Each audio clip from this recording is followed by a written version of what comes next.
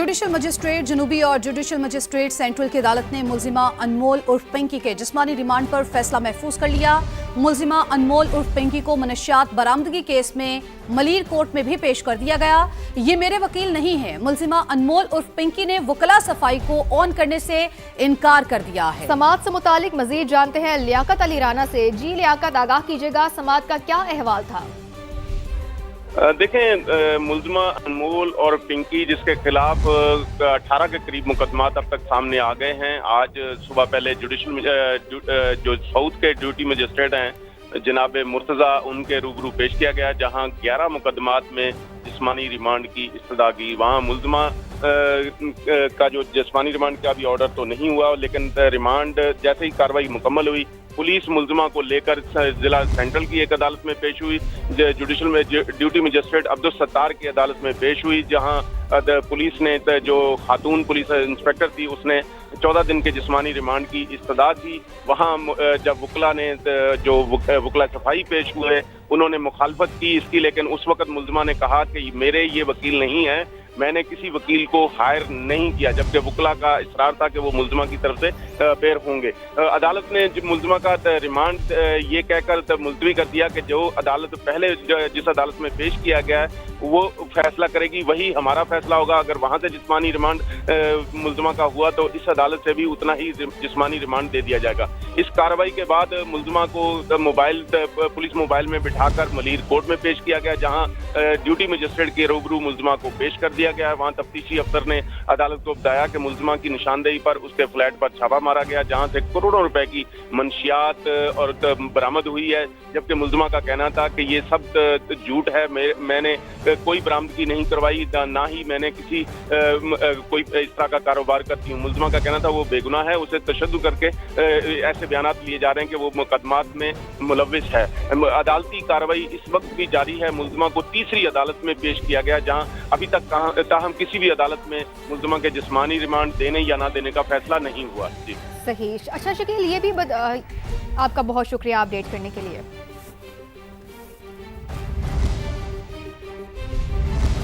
हटो बच्चों का शोर, गाड़ियों की तवील कतार। कोकेन क्वीन अनमोल पिंकी पहली पेशी पर मॉडल बनकर अदालत आई तो दूसरी पेशी पर कानून आगे नजर आया। मीडिया की जानिब से मामला उठाने पर पुलिस को कानून पर SOPs पर अमल दरामद का ख्याल आ गया। सिटी कोर्ट में पेशी के लिए मुलजिमा को मुकम्मल तौर पर पर्दा डालकर लाया गया। इसके बावजूद अनमोल पिंकी चेहरे से बार बार पर्दा हटाती रही और मीडिया के नुमाइंदों को अपनी बेगुनाही सुनाने की कोशिश करती रही। लेडी एहलकारों ने मुलजिमा के चेहरे को दोबारा ढांप दिया और शोर शराबे में बड़ी मुश्किल से कमरा अदालत तक ले गए। नए विफाकी बजट में भी वजारत खजाना और FPR की नाअहली का बोझ गरीब आवाम को उठाना पड़ेगा। हुकूमत ने IMF को 860 अरब रुपए के इजाफी टैक्स लगाने की यकीन दहानी करा दी। IMF के दबाव पर पेट्रोल और डीजल पर सब्सिडी बंद करने का भी फैसला कर लिया गया। नए बजट का हजम 17,000 अरब रुपए से ज्यादा होने का इम्कान है। मजीद बात करेंगे ब्यूरो चीफ इस्लामाबाद शकील अहमद ने हमें ज्वाइन की है। शकील, इस हवाले से बताइए क्या तफसीलात?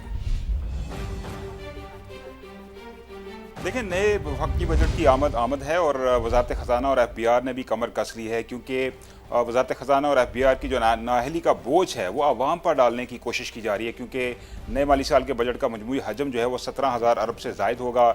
17,267 अरब रुपये FPR का टैक्स रेवन्यू का हदफ मुकर्रर करने की तजवीज़ है। लेकिन अहम बात यह है कि वफाक और सूबे मिलकर 860 अरब रुपये के इजाफी टैक्स इकदाम लेंगे, जिसमें वफाकी हुकूमत 430 अरब रुपये के इकदाम लेगी। उसमें 215 अरब रुपये के इजाफी टैक्सेस, नए टैक्सेस और 215 अरब रुपये इन्फोर्समेंट के ज़रिए यानी ऑडिट और निगरानी का अमल सख्त करके हासिल किए जाएंगे।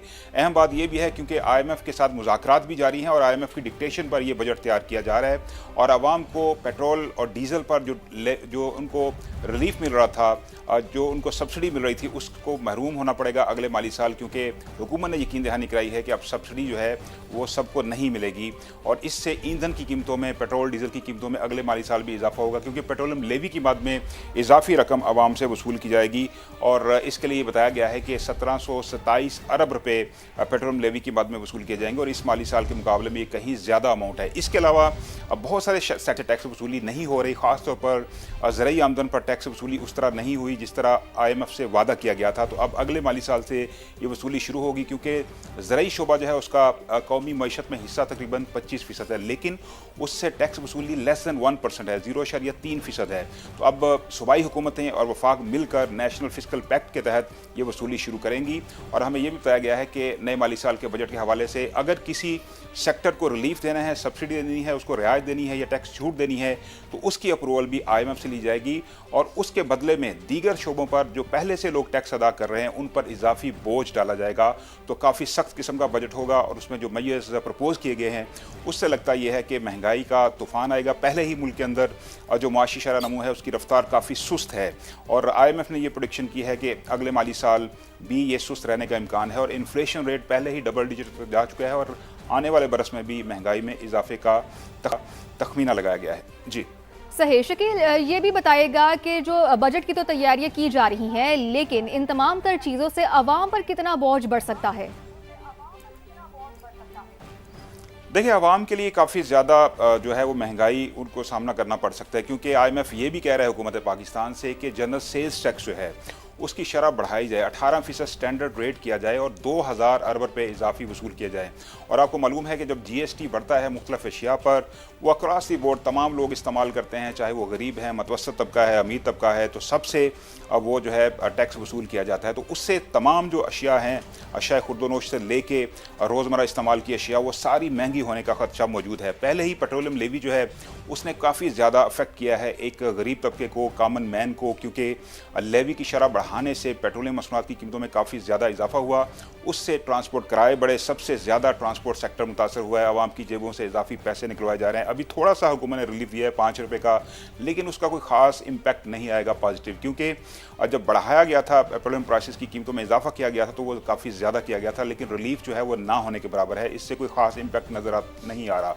अगले माली साल के बजट में चूँकि टैक्सेस की भरमार है, फुली लोडेड ये बजट होगा। टैक्सेस के हवाले से tax revenue, non tax revenue के काफ़ी ज़्यादा बड़े अहदाफ फतह किए गए हैं। तो अल्टीमेटली ये सारा पैसा जो है वो आवाम की जेबों से निकाला जाएगा और हुकूमत चूँकि टैक्स नेट एक्सपेंड नहीं हो रहा, FBR जो है उस तरह एफर्ट नहीं कर रहा, और जो दावे किए गए थे कि हम डिजिटलाइजेशन कर रहे हैं और टैक्स नेट में तोसी की कोशिशें कर रहे हैं और टैक्स वसूली की जाएगी, टैक्स ना दहिंदगान को पकड़ा जाएगा, लेकिन अमली तौर पर ऐसे इकदाम हमें सामने नज़र नहीं आए। तो अब यही है कि वज़ारत ख़जाना और FBR जो है वो IMF की मुशावरत से और उनकी डिक्टेशन से आप कह लें कि एक बजट तैयार कर रहे हैं, और ये बजट जब पार्लियामेंट के अंदर जून के पहले हफ्ते में पेश होगा उसकी तफसीलात सामने आएंगी। लेकिन अब तक की जो डिटेल सामने आई है उससे यही लगता है कि महंगाई मज़ीद बढ़ेगी, महंगाई मज़ीद बढ़ सकती है। शकील, आपने तफसीलन आगाह किया, बहुत शुक्रिया आपका। मुल्क की मौजूदा सियासी और मौशी सूरत हाल पर साबिक विफाकी वज़ीर इत्तलात मोहम्मद अली दुरानी की समा से खुसूसी गुफ्तगू। ब्यूरो चीफ लाहौर ज़ीशान बख्श से गुफ्तगू में कहा कि PTI की मौजूदा क़यादत खुद बानी PTI की रिहाई में बड़ी रुकावट है। उनका कहना था कि PTI रहनुमाओं की तवज्जो बानी की रिहाई की बजाय वजारतों और ओहदों पर मरकूज है। मोहम्मद अली दुरानी ने कहा कि मार्के हक और ईरान अमरीका कशीदगी के दौरान पाकिस्तान ने दुनिया में अपना मुस्बत किरदार मनवाया। हमारे साथ मौजूद हैं साबिक वफाकी वज़ीर इत्तलात व नशरियात और सीनियर सियासतदान जनाब मोहम्मद अली दुरानी साहब। अस्सलाम वालेकुम, कैसे हैं आप? बड़ी मुल्क की मौजूदा मुआशी और सिक्योरिटी सूरत हाल को देखते हुए, क्योंकि जो पहले मशरकी सरहद के मामलात और मगरबी सरहद के मामलात, मौजूदा जो हुकूमत है क्या ये अपनी मुद्दत पूरी कर पाएगी या फिर कोई नई कौमी हुकूमत इन हालात में बेहतर तरीके से मुल्क को आगे लेकर जाएगी? मौजूदा हुकूमत की कारकर्दगी जो है वो इस वक्त इसकी बका के रास्ते में सबसे बड़ी रुकावट है, और अगर यही कारकर्दगी जारी रहती है तो फिर या हुकूमत रहेगी या इस मुल्क के अवाम रहेंगे। अवाम को बचाने के लिए हुकूमत को चाहिए कि वो पीछे हट के एक ऐसा निज़ाम बनाए मुल्क के अंदर जिसकी वजह से मुल्क की मईशत भी संभले और मुल्क के अवाम को सांस लेने की गुंजाइश मिले।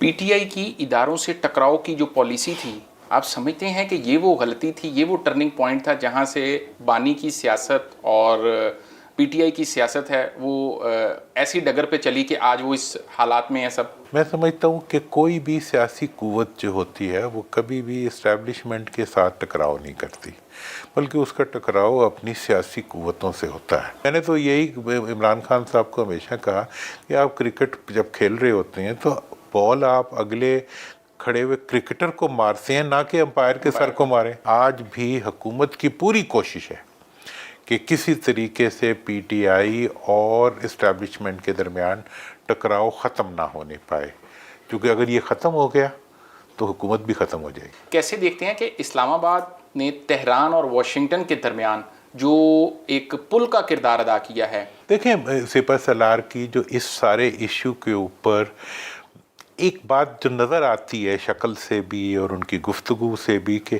ان کا کنسرن پاکستان ہے۔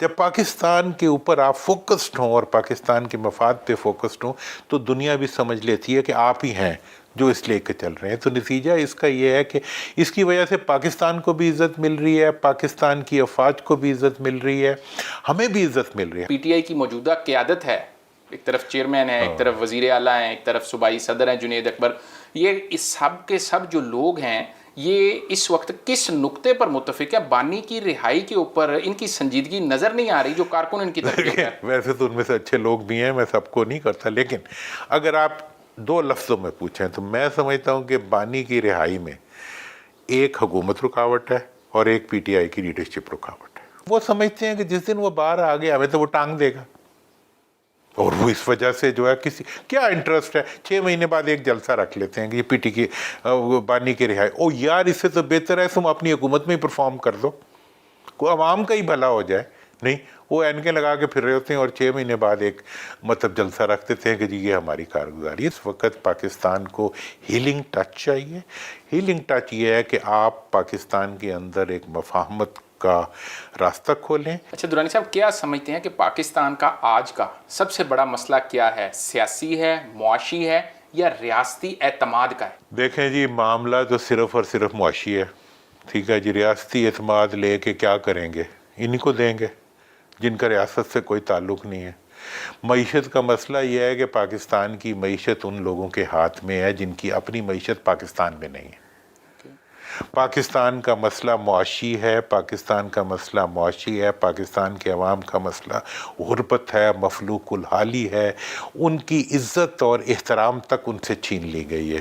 پاکستان کی معیشت کو سنبھالنے کا اس کے علاوہ کوئی راستہ نہیں ہے کہ پاکستان کی معیشت ان کے حوالے کیا جائے جن کی اپنی معیشت پاکستان کے اندر ہے۔ اسلام آباد نے واشنگٹن اور تہران میں جو برج کا رول پلے کیا ہے، کیا اس سے ہم اپنی معیشت کو بہتر کرنے کے لیے عالمی قوتوں سے کوئی فائدہ لے سکیں گے، یا یہ صرف ایک اسٹریٹجک یوزیج ہی ہوگا ہمارے لیے؟ پوری دنیا پاکستان کو آج کے دور میں اس چیز کے لیے مجھے پتہ ہے حکومتیں کس طرح چلتی ہیں، میں سمجھتا ہوں کہ اس وقت پاکستان کے لیے اپرچونٹیز کے دروازے نہیں، فلڈ گیٹس کھل سکتے ہیں، لیکن یہ حکمرانوں کے ہوتے ہوئے وہ نہیں کھلیں گے۔